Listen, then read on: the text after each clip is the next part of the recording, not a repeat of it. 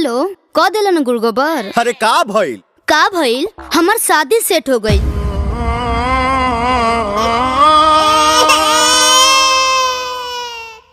भैया ए भैया ता हो दिल अले माल दे दब दे था तब ते थाने में रहेला अब ताते माल देला सुन है ने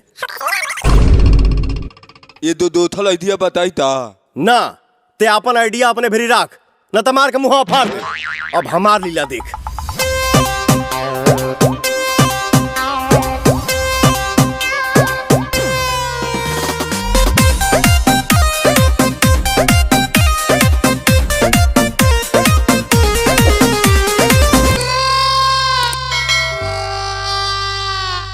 मिले खाती तोहरा से काका न कोई नी हो राहे राहे गलिए गलिए खेलबो चलाई नी हो हेने आप ना जहे जहे जइबू तहे तहे आइब ए जा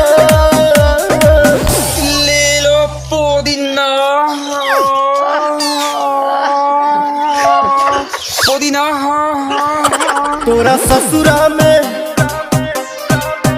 तोरा गलिया में मिले हम आइब ये जान ले लो पुदीना चिलाइब ये जान तोरा ससुरा में मिले हम आइब ये जान ले लो पुदीना चिलाइब ये जान।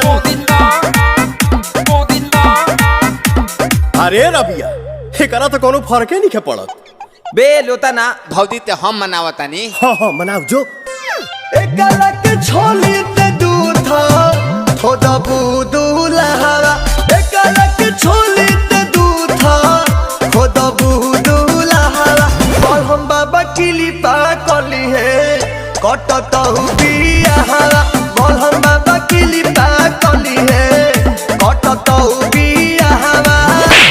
बे भैया हलदम हम पिताते लहिला दा तू थम दा जेसीबी से दिलवा हमर कोड़ दिहलुआ धेरा में छोड़ दिहलु हो तजइबू ससुराना पवन जस बरेंड मिली मारदा सेकंड हैंड मिली हो तजइबू ससुराना पवन जस बरेंड मिली मारदा सेकंड हैंड मिली हो।